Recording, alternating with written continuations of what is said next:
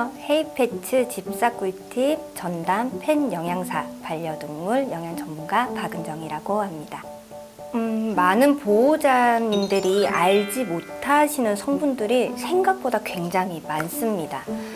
인터넷에 나와 있는 BHT, BHA 이러한 것들은 방부제 역할을 해서 저급 사료에 많이 들어가 있는 성분입니다.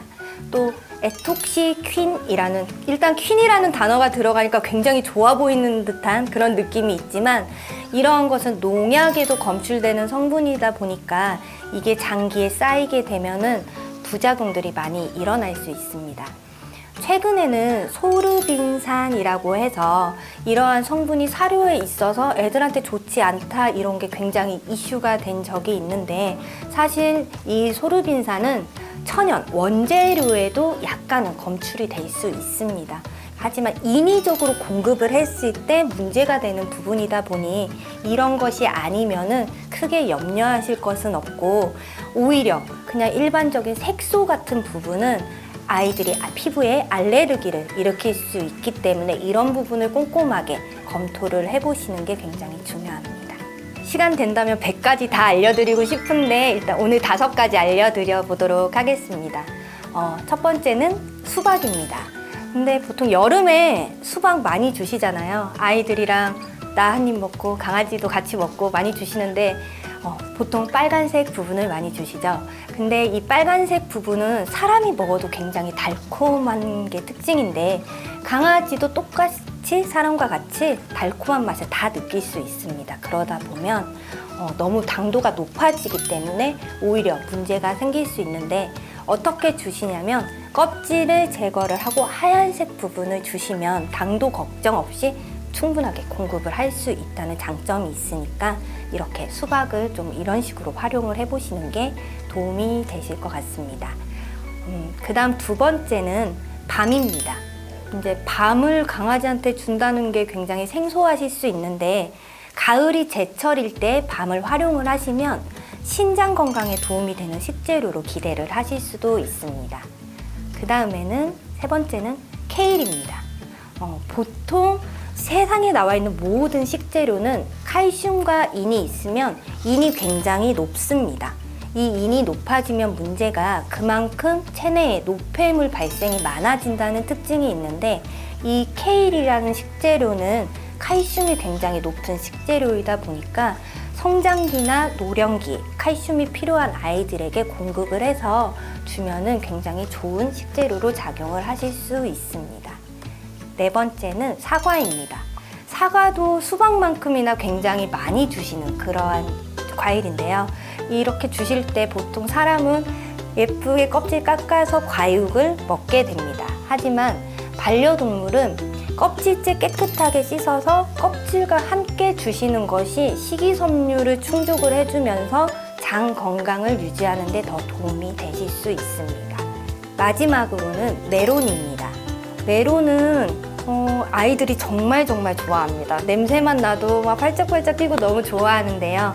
이 메론은 식감도 굉장히 부드러워서 노령 애기들한테도 추천이 되지만, 사료나 안 좋은 간식이나 이런 푸드를 먹게 되면 체내에 색소나 화학물질이 쌓일 수 있는데, 이러한 중금속 화학물질을 무독화시켜주면서 체외로 배출을 도와주는데 도움을 줄 수 있는 게 메론이기 때문에 적극 활용을 해보시는 것을 추천을 드리겠습니다. 사료를 선택하실 때 한 가지만 보실 게 아니라 사실은 여러 가지를 보셔야 되지만, 일반 보호자님들이 그것을 다 보면서 구매를 하시기에는 굉장히 어려울 수 있습니다. 이제 한 가지 방법을 알려드리면, 통합적인 단어가 없어야 됩니다.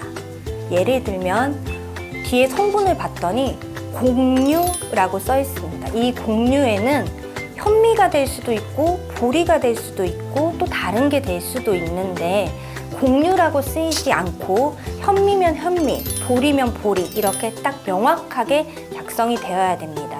이렇게 탄수화물 부분에서도 이런 단어들이 사용이 되고, 특히 단백질인 육고기에서는 육류나 가금류, 부산물 이러한 단어들이 사용이 됩니다. 육류라고 하면 너무 광범위하기 때문에 사실은 이런 거는 추천드리지 않고 뼈를 발라낸 오리 살코기 또는 닭 가슴살 이런 식으로 정확하게 명시가 되어 있는 것을 선택을 하셔야 그나마 안전하게 사료를 고를 수 있기 때문에 그런 것을 참고해 보시면 좋으실 것 같습니다. 이 질문 정말 많이 받는데요. 화식은 가열을 해서 원재료를 소화가 잘 되게끔 제공을 하는 게 화식입니다. 반면 생식은 원재료를 가열하지 않고 주시는 게 생식입니다. 너무너무 장점이 많은 식품군인데 단점도 있습니다. 화식은 사료에 비해서 유통기한이 짧습니다. 사료가 1년, 6개월 이 정도라면 화식은 일주일밖에 되지 않고 생식은 살모넬라 균이나 또는 이런 여러 가지 균 노출이 신선도에 따라서 발생이 될 수 있습니다. 반면 이 화식과 생식의 단점을 모두 보완하는 게 사료입니다. 그러다 보니까 사료가 무조건 나쁘다고는 볼 수 없습니다. 활용을 하시는 방법은 일주일 7일 중에서 5일은 사료를 주시고 2일 정도는 디톡스하는 개념으로 생식이나 화식을 주시는 것도 굉장히 좋은 방법이 될 수 있고, 내가 동물 영양을 잘 모르는 나는 이런데 정말 잘 몰라 뭐가 좋은지 잘 모르겠어 하시는 분들은 그냥 위험하게 마음대로 이것저것 섞어서 주거나 이렇게 하지 마시고 안전하게 딱 수치화된 사료를 주는 게 오히려 더 좋은 도움이 될 수 있으니까 이렇게 모든 식품군을 바라보시고 선택을 하셔야 된다고 말씀을 드릴 수 있겠습니다. 사람은 약을 먹으면 굉장히 쓰고 꿀을 먹으면 굉장히 달고 이런 맛을 다 느끼죠. 고소한 맛도 느끼고 육수 같은 거 먹으면 얼큰하고 너무 시원하다 이런 것도 느낍니다. 하지만 강아지는 이 시원한 맛, 고소한 맛, 얼큰한 맛 이러한 개념이 성립하지 않습니다. 단지 느낄 수 있는 것은 쓴맛, 단맛, 짠맛, 신맛, 매운맛 이 5가지를 그대로 느낍니다.